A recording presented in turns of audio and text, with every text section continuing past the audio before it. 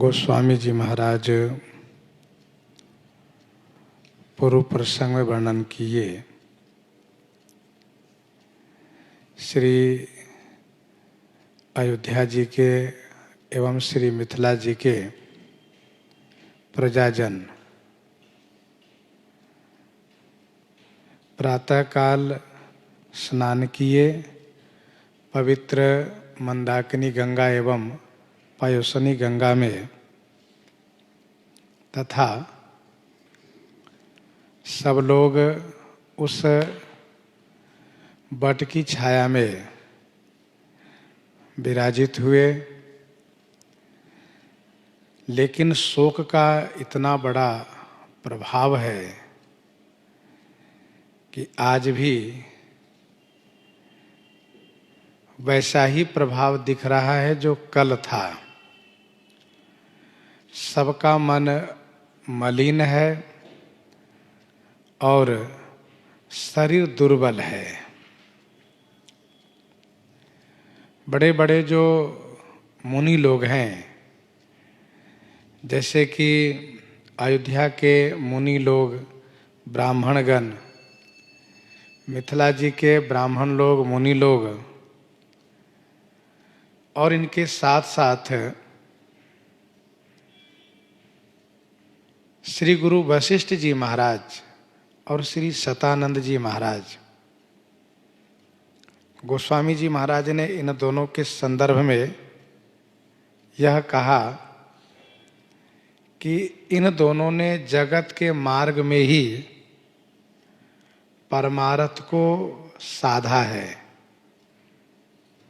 अर्थात जगत के व्यवहार में रहकर इन्होंने परमार्थ की प्राप्ति की है।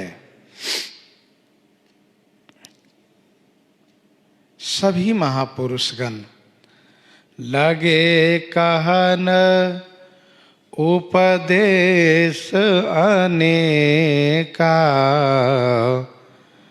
सहित धर्म नय विरति विवेका, लगे कहन उपदेश अनेका।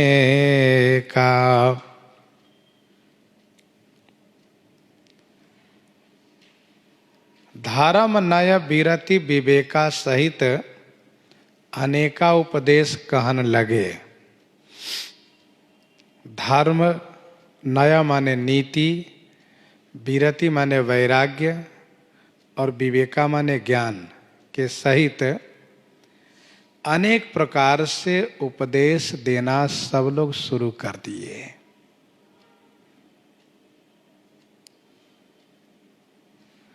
लगे कहन उपदेश अनेका।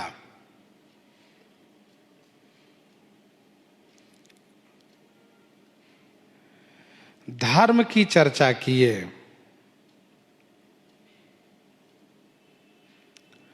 नीति की चर्चा किए, वैराग्य की चर्चा किए और ज्ञान की चर्चा किए।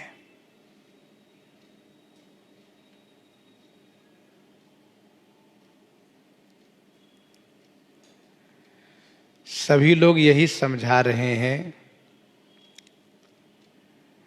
कि जगत का जो स्वरूप दिख रहा है, नानत्व रूप, यह परिवर्तनशील है। यह कभी भी स्थिर नहीं रहा है। बनना बिगड़ना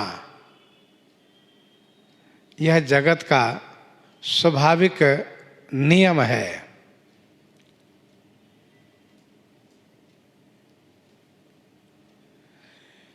नीति की चर्चा जैसे कि शुक्र नीति है, विदुर नीति है, यह प्रसिद्ध है, राजनीति है।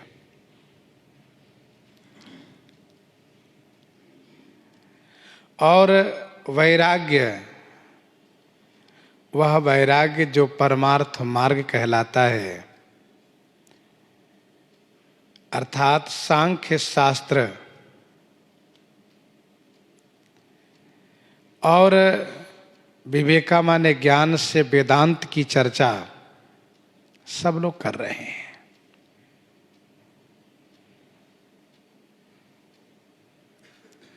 लगे कहन उपदेश अनेका, सहित धर्म नय विरति विवेका। महाराजा श्री अवधेश जी की मृत्यु का शोक सभी को प्राप्त है।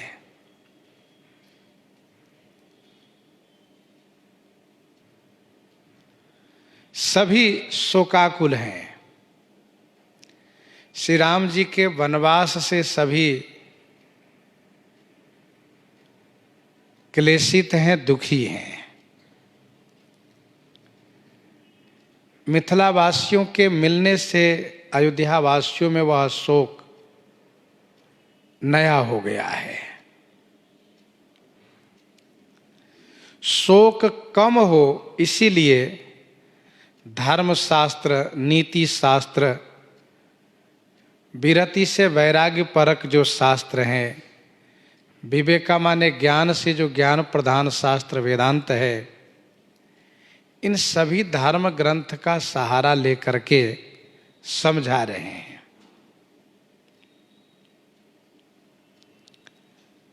कौशिक कही कही कथा पुरानी, समुझाई सब सभा सुबानी।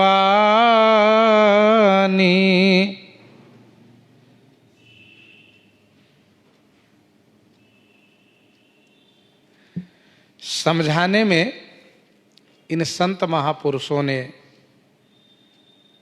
दो मार्ग को वर्णन किए, खास करके जैसे कि धर्म नीति से जग मार्ग, अर्थात जगत में धर्म नीति को अनुपालन करने से जीवन सुखमय हुआ करता है।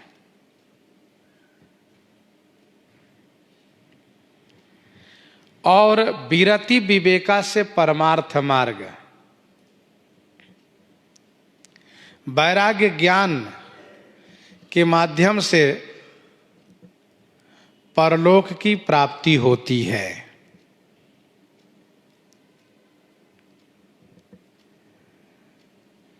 इन महापुरुषों ने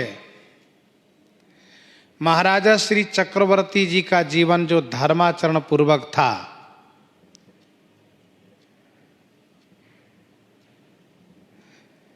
उसकी चर्चा की है।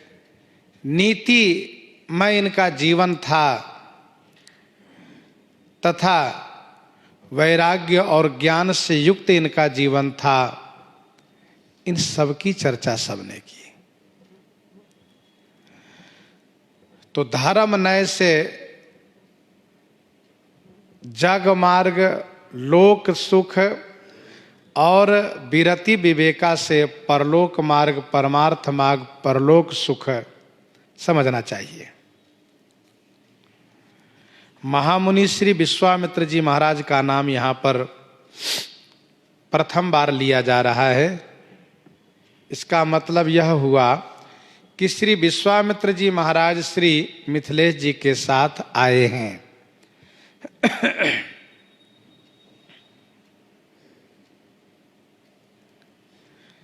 श्री विश्वामित्र जी महाराज बहुत पुराने संत हैं और पुराणों की कथा सुनाने में बहुत रुचि रखते हैं। नई नई कथाएं सुनाया करते हैं।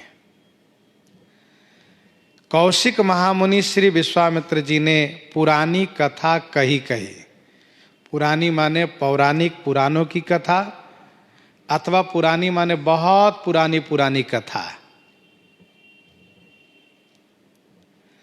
समझाई सब सभा सुबानी, सब सभाजनों को सुबानी माने सुंदर वाणी से इन्होंने समझाया। कौसी कही कही कथा पुरानी, समझाई सब सभा सुबानी। सब शोकाकुल हैं, इसलिए इन सभी को सुंदर वाणी से मधुरता के साथ पुरानी कथा कह कह करके इन्होंने सभी को समझाया और सबसे कहा कि धीरज रखिए, अधीर मत होइए। श्री विश्वामित्र जी महाराज के संदर्भ में गोस्वामी श्री तुलसीदास जी महाराज ने ये कहा है कि भगति हेतु बहु कथा पुराना, कहे विप्र यद्यपि प्रभु जाना। कहत कथा इतिहास पुरानी, रुचिर रजनि जुग जाम सिरानी। करि भोजन मुनिवर विज्ञानी, लगे कहन कछु कथा पुरानी।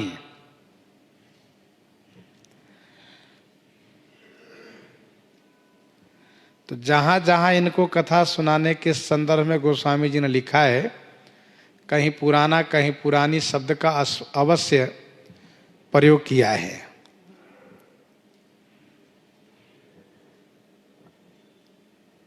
श्री विश्वामित्र जी महाराज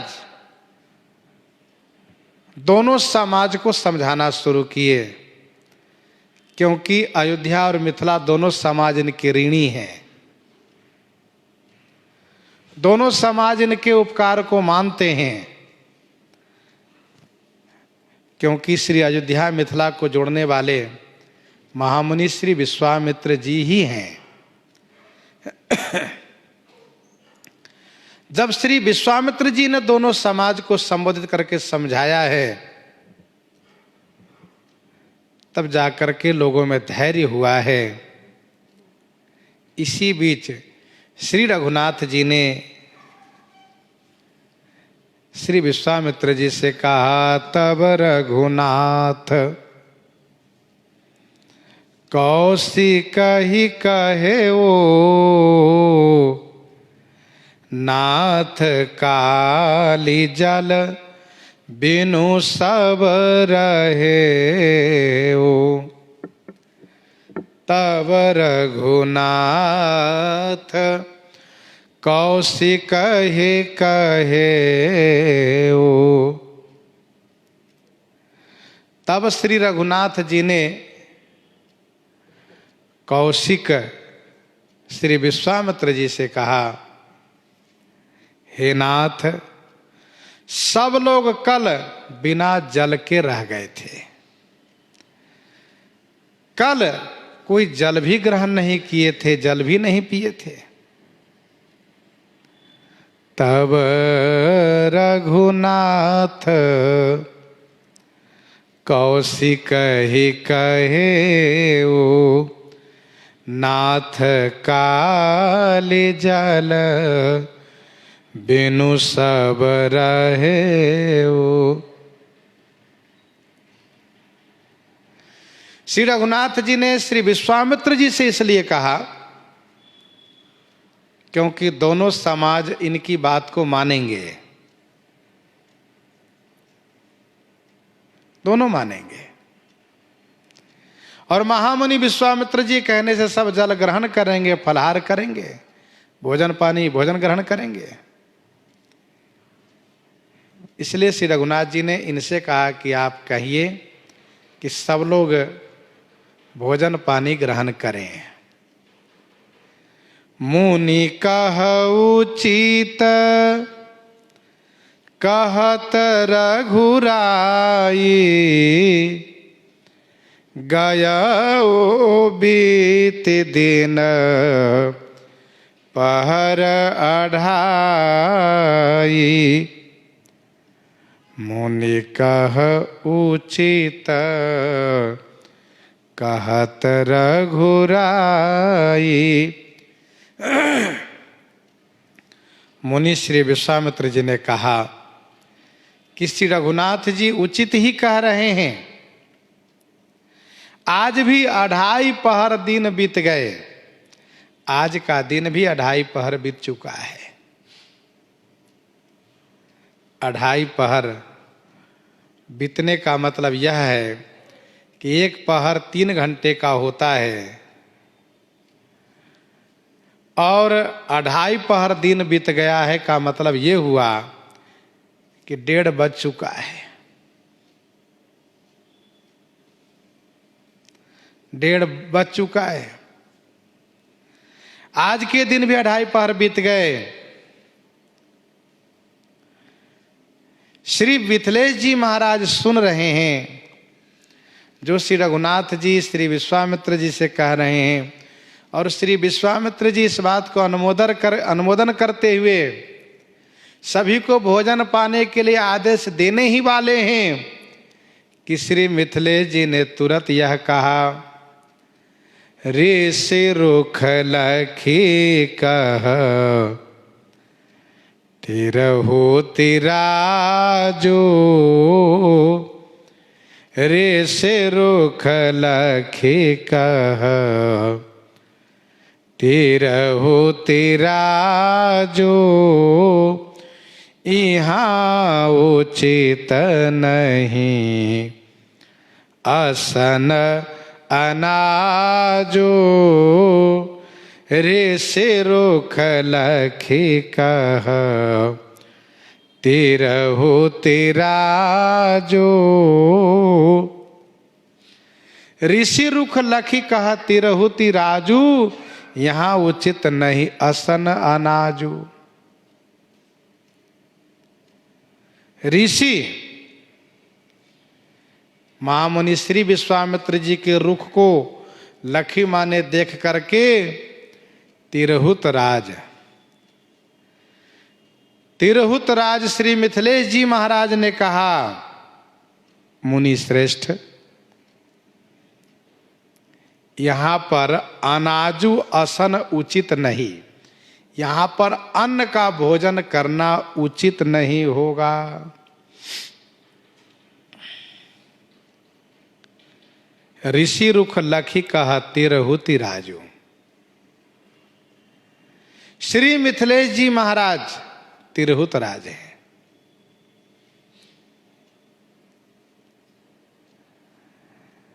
तिरहुत तीर हुती का अर्थ होता है तीर पर या नगर है। कौन सा तीर? तो पूरब में कोसी, दक्षिण में गंगा और पश्चिम में गंडकी के तीर पर यह मिथिला राज्य है। जिस राज्य के पूरब में कोसी, दक्षिण में गंगा, पश्चिम में गंडकी, उत्तर में हिमालय है, तो तीरहुती तीर पर है यह। अथवा तीरहुती माने 3 महापुरुष नित्य यहाँ पर हवन किया करते हैं, जैसे कि महामुनि विश्वामित्र, श्री याज्ञवल्क्य और श्री गौतम जी। इन 3 बड़े सिद्ध महापुरुषों का मिथिला जी में शाश्वत निवास होता है और शाश्वत यहाँ पर हवन पूजन किया करते हैं।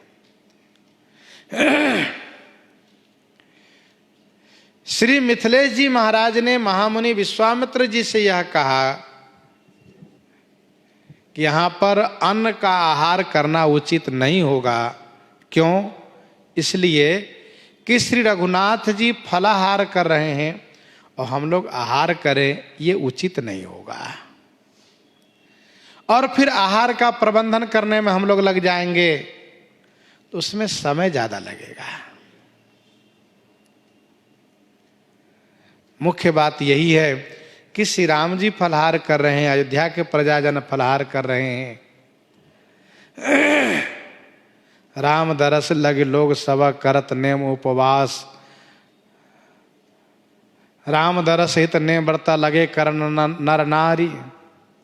तो सब नेम व्रत करते और हम लोग यहाँ पर आकर के बढ़िया आहार करें, ये शोभनीय नहीं है। गोस्वामी जी महाराज कहते हैं कहा भूप भल सब ही सुहाना, पाई रजाय सो चले नहाना। कहा भूप भल सब ही सुहाना, पाई रजाय सो चले नहाना। कहा भूप भल सब ही सुहाना। भूप महाराजा श्री मिथिलेश जी ने भल कहा माने बहुत अच्छा कहा, सब ही सुहाना, सभी मिथिलावासियों को यह अच्छा लगा। पाई रजाय सु चले नहाना, आज्ञा पाकर के नहाने चले। ये दूसरा स्नान है, मध्याह्न काल के बाद जो स्नान है वह स्नान है। सब आज्ञा पाकर के स्नान करने चल दिए। तेहि अवसर फल फूल दल मूल अनेक प्रकार, लैयाए बनचर विपुल भरी भरी कांवरी भार। तेहि अवसर फल फूल दल मूल अनेक प्रकार, लैयाए बनचर विपुल भरी भरी कांवर भार। तेहि अवसर माने उसी समय में फल फूल दाल मूल, अनेक प्रकार से फल फूल दाल और मूल, बनचर विपुल भार भरी भरी, विपुल कांवरी भार भरी भरी लई आए। विपुल माने बहुत से कांवरी और भार भर भर करके लेकर आ गए। उसी समय में वन में रहने वाले कोल की रात, जो सब श्री राम भक्त हो चुके हैं, श्री राम सेवा में तत्पर रहते हैं, ये कंद मूल फल फूल अनेक प्रकार से जो सुस्वादिष्ट है तथा स्वास्थ्य के लिए लाभकारी है, कोई खट्टा है, कोई मीठा है, कोई हल्का सा खटरूस है, इन लोगों ने कांवरी और भार भर भर करके, कांवरी उसे कहते हैं, कांवरी उसको कहते हैं जो कांधे पर रख करके चला जाता है। कांवरी कहते हैं जिसको बहंगी कहते हैं, कांधे पर रख करके चला जाता है। बांस के मजबूत फट्टे के दोनों छोर पर डोरी से उन वस्तुओं को बांध करके सुरक्षित करके चलते हैं। जैसे श्रावण के महीने में कांवरियों को कंधे पर भगवान शिव के दर्शनार्थ जल आदि लेकर जाते हुए देखा जाता है, तो कांवर उसे कहते हैं। और भार माने बोझ जिसको सिर पर रखा जाता है, तो कंधे पर और सिर पर रख रख करके लेकर आए। इतना अधिक कंद मूल फल हो कहाँ, इतना कंद मूल फल हो कहाँ से गया, अर्थात कहाँ से इतना प्राप्त हो गया, कहाँ मिला इन सबको,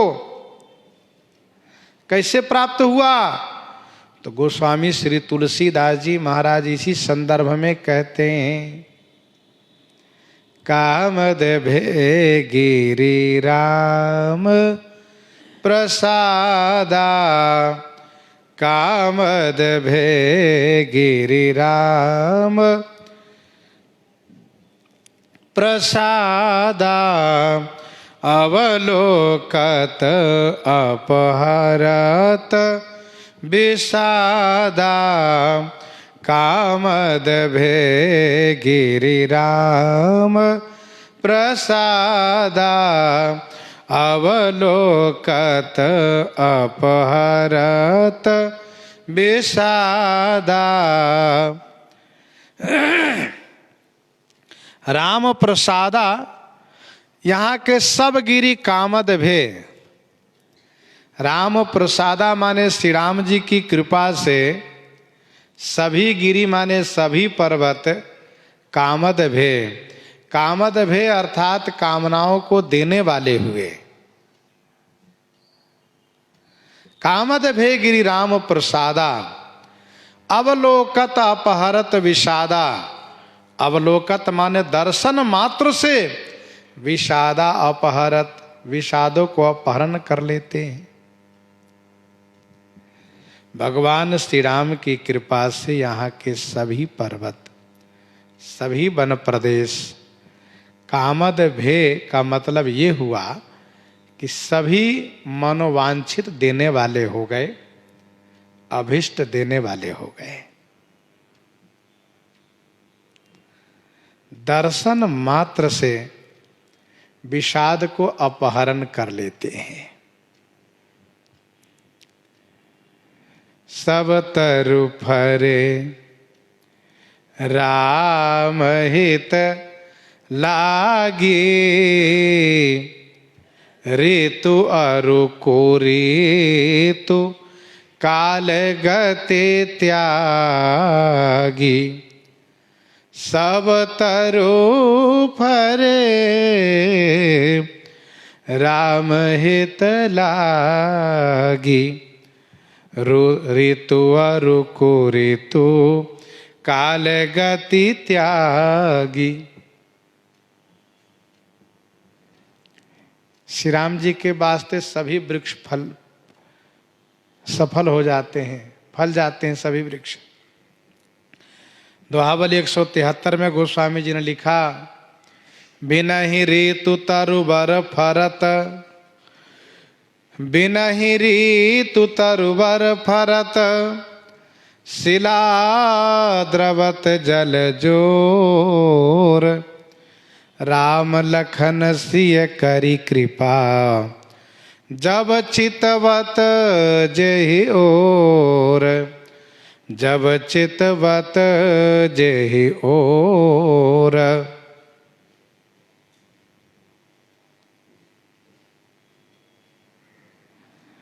श्री राम जी की कृपा जब हो जाए ना, तो असंभव संभव हो जाता है। बिना ऋतु के वृक्ष फल देते हैं, पाषाण में पानी निकल जाते हैं, पाषाण पानी देता है।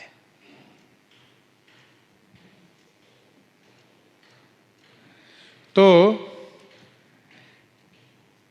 चित्रकूट के सभी पर्वत मनोवांछित देने वाले हो गए। इसीलिए ये कोल किरात भी देख करके बहुत आश्चर्यचकित है कि भाई क्या बात है, इतना अधिक प्राप्त हो रहा है। एक बार ले आ रहे फिर दोबारा जाते, वैसे प्राप्त है, इतना पर्याप्त फला हुआ है। सर सरिता बन भूमि विभागा, जनु उमगत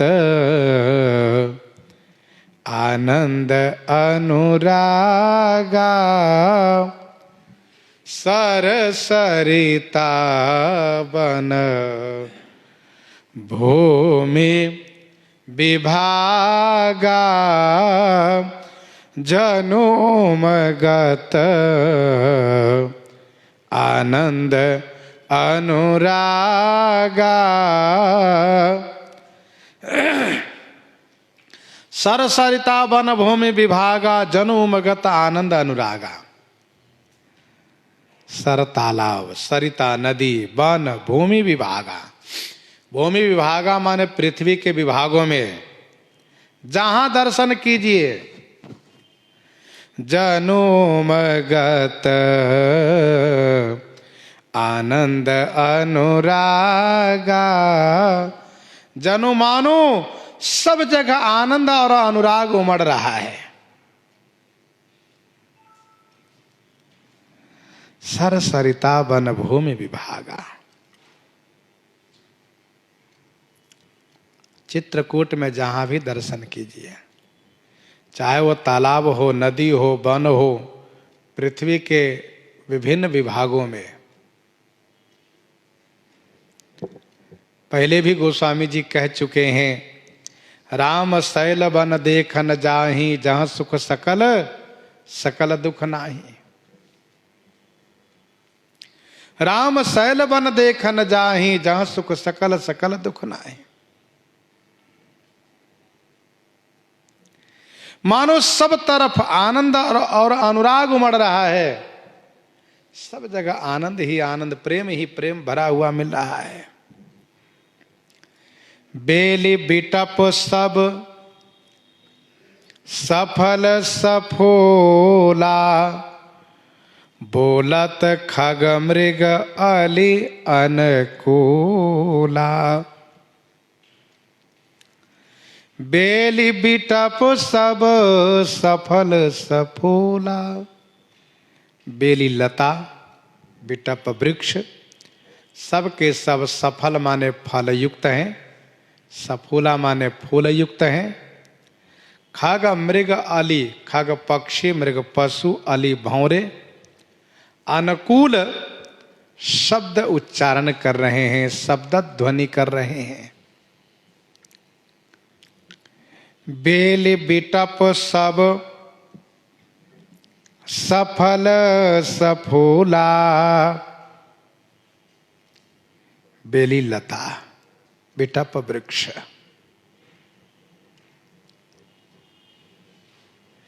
लता और वृक्ष,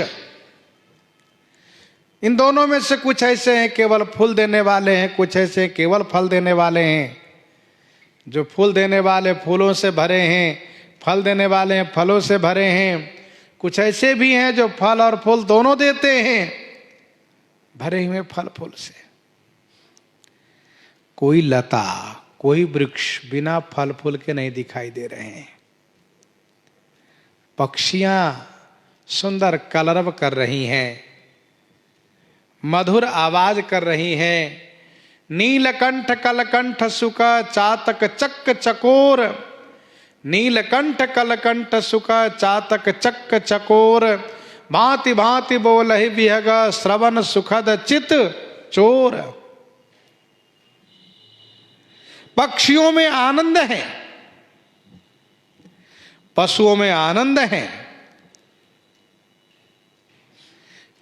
करि के हरि कपिकोल कुरंगा बिगत बैर विचरहि सब संगा। भौरे सुंदर गुंजार कर रहे हैं पुष्पों से, मकरंद रस पान करके। सब अनुकूल है माने प्रसन्न है। चातक कोकिल कीर चकोरा कूजत विहग नटत कल मोरा। तो खग मृग अली, खग पक्षी, मृग पशु और अली माने भौरे अनुकूल बोल रहे हैं। तेहि अवसर बन अधिक उछाहु त्रिविध समीर सुखद सब काहू तेहि अवसर बन अधिक उछाहो, तेहि अवसर बन अधिक उछाहो। तेहि अवसर माने उस समय में वन में अत्यधिक उत्साह है। त्रिविध समीर सुखद सब काहू। त्रिविध समीर माने 3 प्रकार की हवा, सब काहू सुखद। सब काहू माने सब किसी के लिए, सब लोगों के लिए सुखद बह रही है।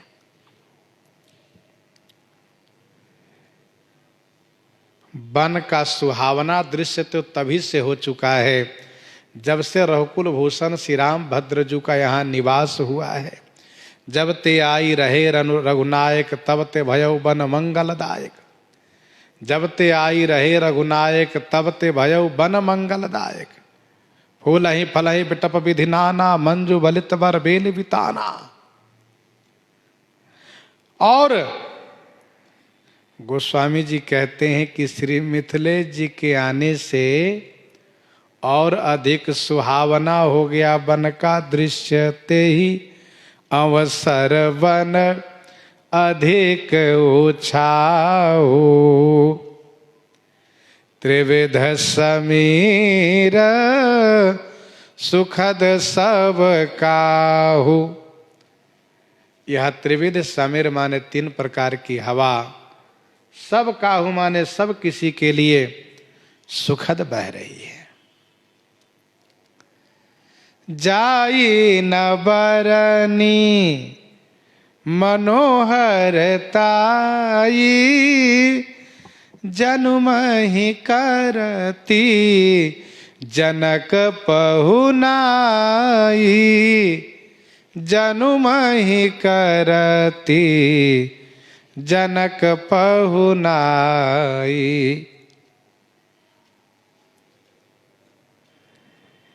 वन की शोभा अधिक क्यों हो गई?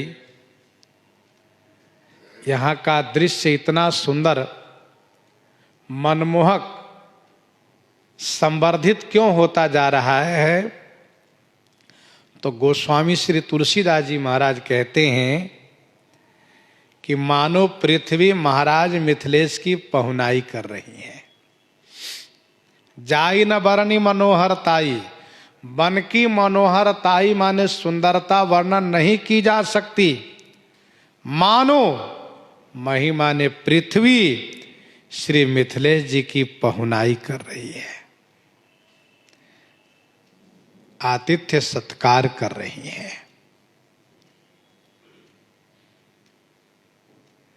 पृथ्वी मानो श्री मिथिलेश जी की सेवा करके यह कहना चाहती हैं कि हे मेरे स्वामी,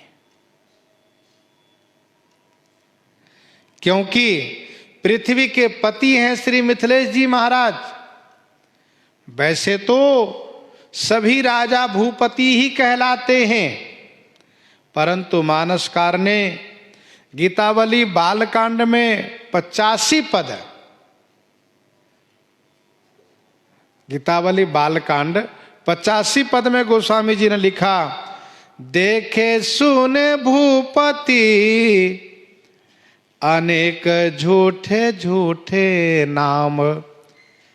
देखे सुने भूपति अनेक झूठे झूठे नाम। साचे तिरहुति नाथ साखी देत मही है। साचे तिरहुति नाथ साखी देत मही है। तिरहुति नाथ श्री मिथिलेश जी ही सच्चे पृथ्वीपति हैं, क्योंकि श्री पृथ्वी देवी ने श्री मिथिलेश जी को पुत्री प्रदान किया है। श्री सीता जी धरणी जा हैं, भूमि जा हैं।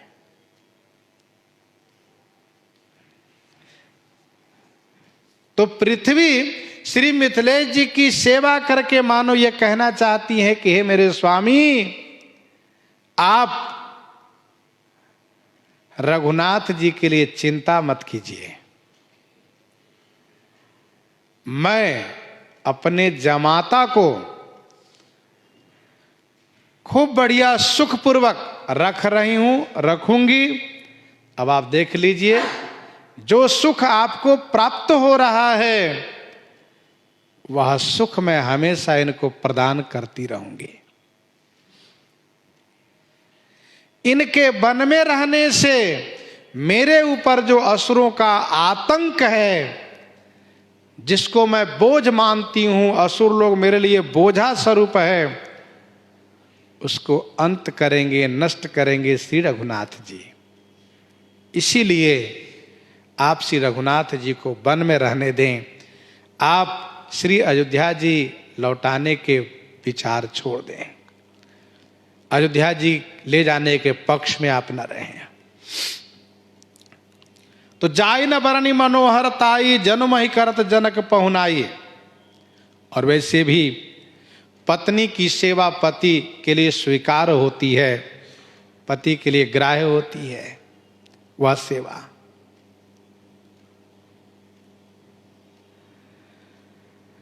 जन्म ही करति जनक पहुनाई, तब सब लोग नहाई नहाई। तब सब लोग नहाई नहाई। राम जनक मुनि आयसु पाई। राम जनक मुनि आयसु पाई। तब सब लोग नहाई नहाई। तब सब लोग नहाई नहाई।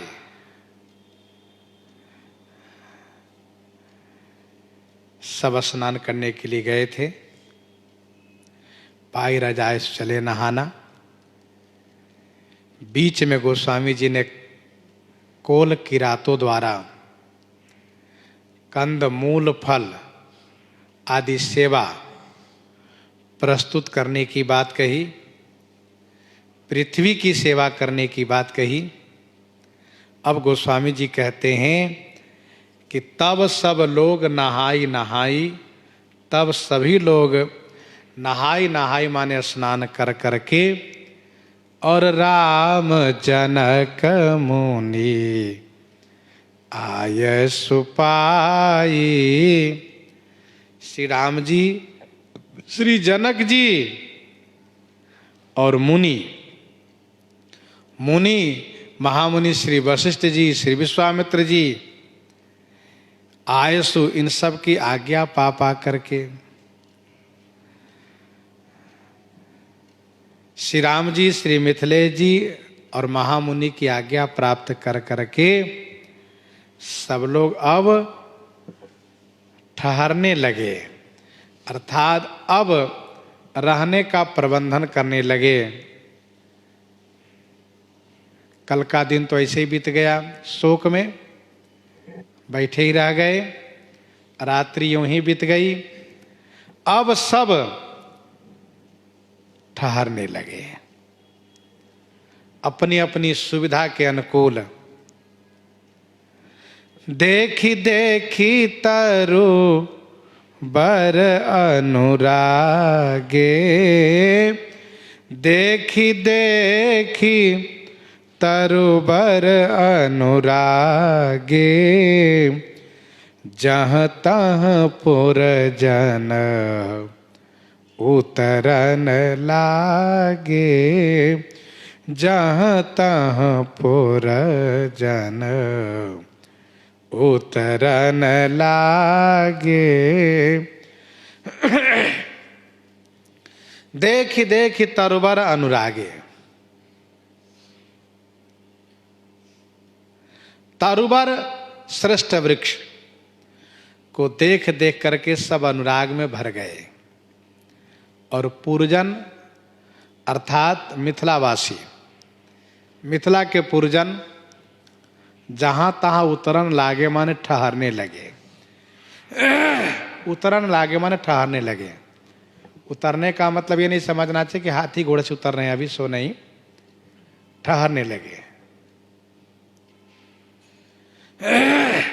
ठहरने को भी उतरन कहा जाता है। देखी देखी तरुबर अनुरागे, तरुबर कहने का भाव यह है कि इस वृक्ष की छाया श्रेष्ठ है, सुंदर घनी छाया है, जिस छाया में किसी प्रकार से कोई ताप महसूस नहीं होगा। सब ठहरने लगे हैं।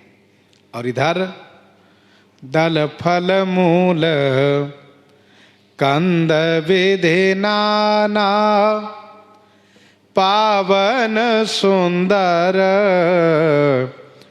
सुधा समाना।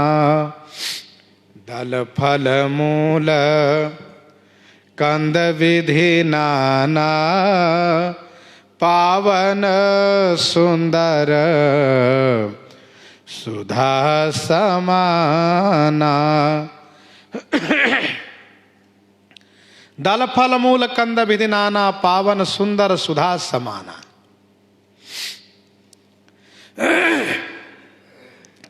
दल फल फूल कंद विधि नाना। दल, वह दल जो खाने योग्य है।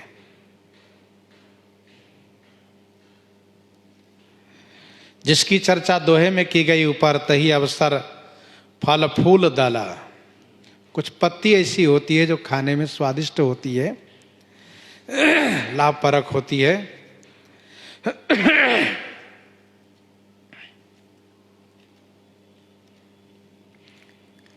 फल फूल, फूल भी ऐसे हैं जो खाने योग्य हैं। कंद, नाना विधि माने अनेक प्रकार से, जो पावन है, पवित्र है, सुंदर है, देखने में सुंदर है, और खाने में सुधा, सुधा समाना। सुधा समाना माने अमृत के समान है। पवित्र भी है, पवित्रता है इसमें, पावनता है, सुंदरता है, और स्वास्थ्य के लिए सुधा समाना लाभकारी है।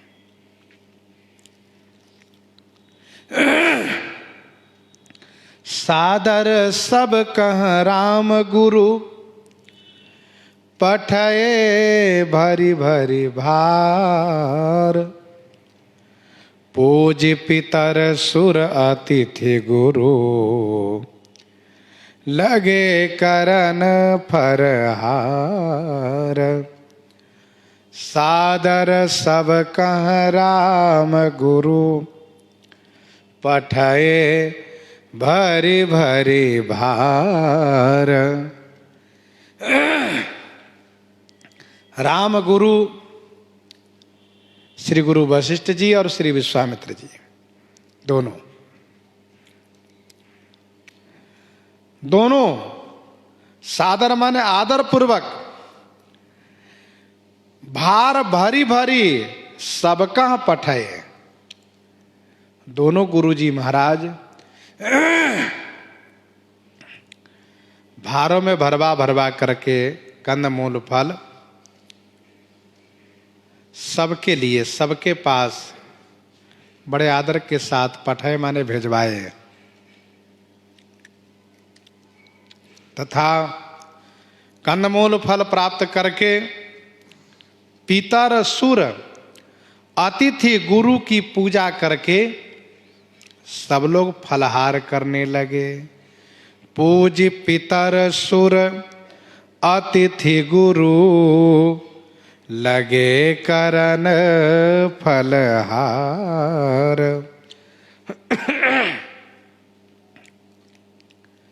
राम गुरु से दोनों का नाम यहाँ पर संकेत में है, दोनों का अर्थ समझना चाहिए। महर्षि श्री विश्वामित्र जी, श्री वशिष्ठ जी दोनों बड़े आदर के साथ सबके पास भार में भर भर करके कंदमूल फल भेजवाए हैं।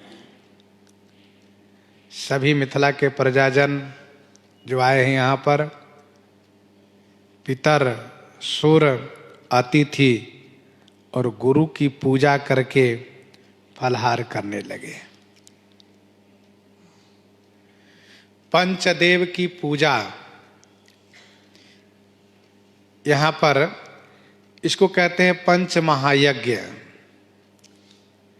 पंच महायज्ञ करके तब भोजन करना, यह गृहस्थ आश्रम के लिए शास्त्र का निर्देश है, आदेश है। पंच महायज्ञ करें।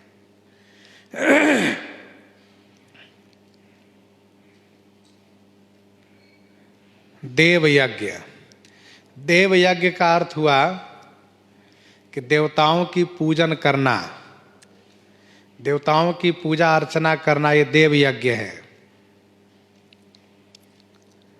ऋषि यज्ञ,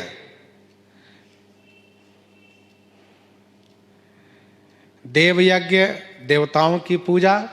पितर यज्ञ दूसरा है, पितर यज्ञ दूसरे को समझिए।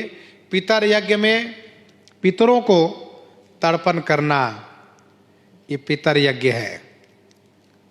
तीसरा है ऋषि यज्ञ। ऋषि यज्ञ में गुरु जी की पूजा तथा ऋषि द्वारा बनाए गए धर्म शास्त्र का जो एक विधान है, नित्य पाठ करना चाहिए, उसको पाठ करना, ये ऋषि यज्ञ है। अर्थात कुछ स्तोत्र का पाठ करना, रामायण, गीता, भागवत आदि का थोड़ा पाठ करना, ये ऋषि यज्ञ है। देव, पितर, ऋषि तीन हो गए। चौथा है अतिथि यज्ञ। अतिथि अर्थात आए गए अतिथियों को सत्कार करना, उनको भोजन देना। पांचवा है भूत यज्ञ। भूत यज्ञ माने प्राणी मात्र को कुछ देना, भोजन आदि देना। जैसे कि कुत्ता आदि है, उनको भोजन देना, ये भूत यज्ञ में आता है। तो इस प्रकार से पंच महायज्ञ गृहस्थ आश्रम में रहने वाले सभी के लिए धर्मशास्त्र का आदेश है। गोस्वामी जी ने यहाँ पर यह कहा कि पूज्य पितर, सुर, अतिथि, गुरु। पितर, सुर, अतिथि और गुरु से ऋषि यज्ञ, ये चार नाम लिए गए। तो भूत यज्ञ का भी अर्थ समझना चाहिए, अर्थात प्राणी मात्र। कुछ पक्षियां हैं, कुत्ते आदि हैं, ये मनुष्य के भरोसे पर रहते हैं, हमें कुछ भोजन दें, कुछ खिलावें। सब लोग फलहार करने लगे हैं। यही विधि बासर बीते चारी, राम निरखे नर नारी सुखारी। यही विधि बासर बीते चारी, राम निरखे नर नारी सुखारी। यही विधि बासर बीते चारी, राम निरखी नर नारी सुखारी। यही विधि इसी प्रकार से चारी बासर बीते माने 4 दिन बीत गए। इसी प्रकार से 4 दिन बीत गए। राम निरखे नर नारी सुखारी। श्री राम जी को दर्शन करके सब नर नारी सुखारी माने सुखी हैं। पहले ही अयोध्या वासियों ने यह सोचा है कि असमन आनि मुदित नर नारी, भयो बहोरी रहब दिनचारी। 4 दिन और रहेंगे। जिस दिन आए उसको तो गिनती में, उसको छोड़ करके, जिस दिन आते उसको छोड़ करके 3 रात्रि तीर्थ में निवास करने का विधान है। 3 रात्रि तीर्थ में निवास करने का विधान है। इसीलिए अयोध्या वासियों ने यह सोचा था पहले ही कि अब 4 दिन और हम रहेंगे। तो आज आए हैं, 3 रात रहेंगे तो 4 दिन हो ही जाएंगे। यही विधि बासर बीते 4, इस प्रकार से 4 दिन बीत गए। राम निरखी नर नारी सुखारी, सब नर नारी श्री राम जी को दर्शन करके सुखारी माने सुखी हैं, आनंदित हैं। यही विधि, कई विधि श्री मंदाकिनी पयस्विनी गंगा में स्नान करते हैं, फलाहार करते हैं, श्री रघुनाथ जी का दर्शन करते हैं। इस प्रकार से वन की शोभा को अवलोकन करते हैं। श्री राम जी के दर्शन, मुख्य रूप से श्री राम जी का दर्शन। राम निरखी नर नारी सुखारी। ध्यान दीजिएगा, अयोध्या मिथिला वासियों को भौतिक सुख तभी सुखद लगता है जब श्री राम जी हो। सब विधि सब पुर लोग सुखारी, रामचंद्र मुख चंद्र निहारी। रामचंद्र मुख चंद्र निहारी अर्थात जीवन ऐसा होना चाहिए कि श्री राम जी के संबंध से ही सुख मानना चाहिए। अलग से सुख को सुख रूप नहीं देखना चाहिए। गोस्वामी जी कहते हैं, सबके मन में यह मनोरथ है, दूं समाज असे रुचि मन माही, बिनु सिय राम फिरब भल नाही, असमन आनी मुदित दुहु समाज अस रुचि मन माही। दुहु समाज माने श्री अयोध्या जी और मिथिला जी के समाज। दोनों समाज के मन में ऐसी रुचि है, कैसी रुचि कि बिनु सिय राम फिरब भल नाही। बिना श्री सीताराम जी के फिरब माने लौटना, भल नाही, भल माने अच्छा नहीं है। हम श्री सीताराम जी के बिना नहीं लौटना चाहेंगे। श्री सीताराम जी के साथ ही लौटेंगे हम। इस प्रकार से सुंदर मनोरथ सब लोग कर रहे हैं। प्रसंग को यहीं पर हृदयंगम करते हैं। आइए श्रवण करते हैं श्री विनय पत्रिका से।